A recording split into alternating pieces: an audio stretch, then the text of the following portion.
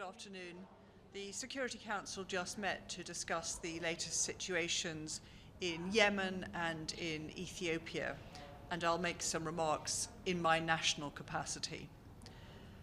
So on Yemen, we welcomed the truce brokered by the UN envoy Hans Grundberg and the fact that all parties have put forward proposals and engaged in confidence-building measures to sustain this truce.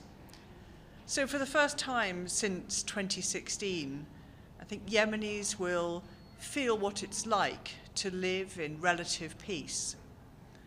And we fully support the UN-facilitated peace process, and we hope that a political solution can be reached.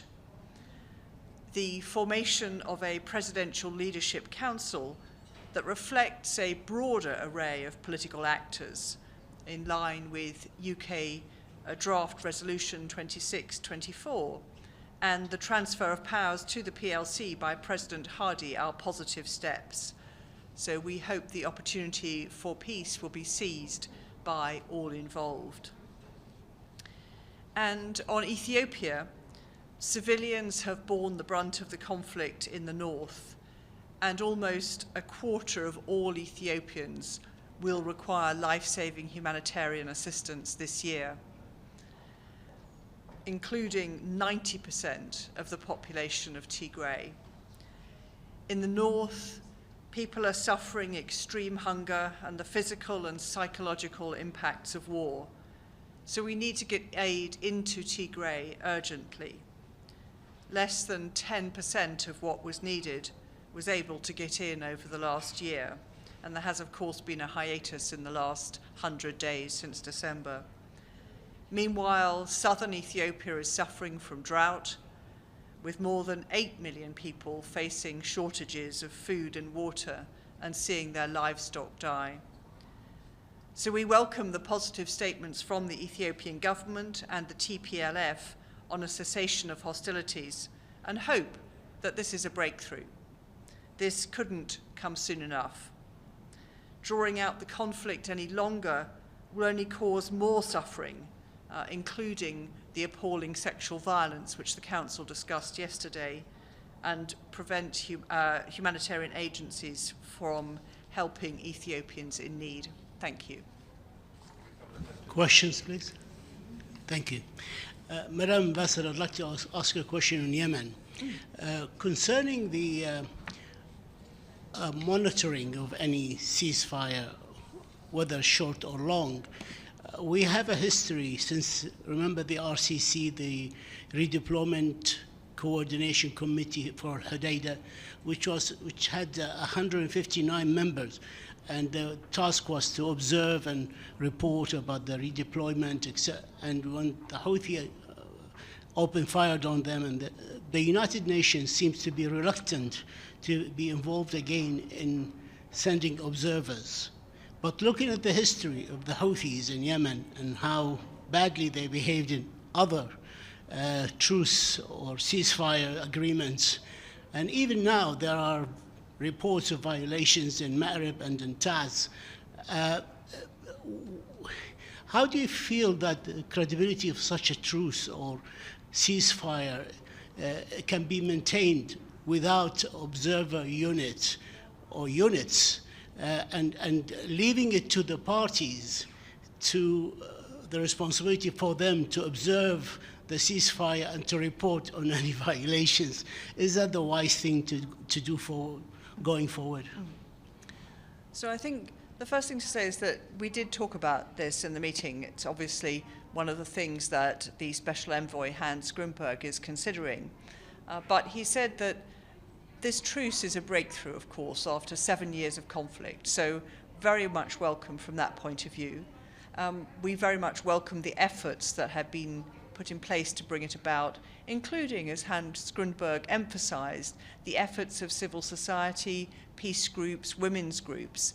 It is fragile, we recognize that. We talked about some of the conflict that we've seen going on in Marib. But the point, I think, now is to try and consolidate and embed the ceasefire, and we hope that that will hold and then move forward into political talks, that we can put a process behind and get the peace process embedded.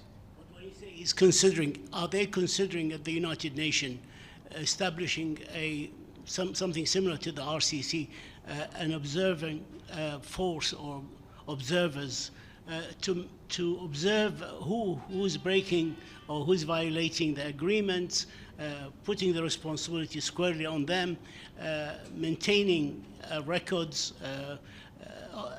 and enhancing this and giving it credibility, actually. Taking in mind and keeping in mind the record of the Houthis and breaking truces and opening fire on observers. Is the United Nations has left this behind now, the possibility of establishing an observer force? So I think I would say again, this is an important breakthrough after 7 years of fighting, 7 years of suffering for the Yemeni people. The Special Envoy has got a huge number of things in play at the moment in order to try and help the truce hold and move it from being a truce into a political peace process that leads to a real hope of peace for Yemeni people. So I'm not ruling anything in or out, but at this stage, we're just trying to make these early signs work and then move on to the next one. Thank you. Can I ask you, the decision by your government to send some refugees back to Rwanda, does that make the situation for the United Kingdom and allies here at the United Nations difficult, given we just heard from the WHO director yesterday that brown-skinned refugees from certain parts of the world aren't getting maybe the same attention as those from Ukraine? How would you respond to that and the challenges that poses for you here? Thanks. So the decision by the government was based, I think, before Christmas, we saw 27 people drown in the English Channel trying to get to the UK. They were the victims of smugglers and traffickers. So what we're trying to do is to make sure that refugees who come to the UK, irrespective of their country of origin, can come and find a safe and legal refugee process rather than put themselves, these people who've already suffered hugely in conflict situations, whether, as we were discussing yesterday, sexual violence, conflict, children, wherever they are, rather than then put themselves in the hands of traffickers, increase their own risk, increase the risk to their extended families because of the debt they incur to traffickers, and then increase the risk to their own life. So that's the problem that we're trying to address, is this the way in which traffickers and smugglers have hijacked the refugee process. We want to get that back on track. Thank you.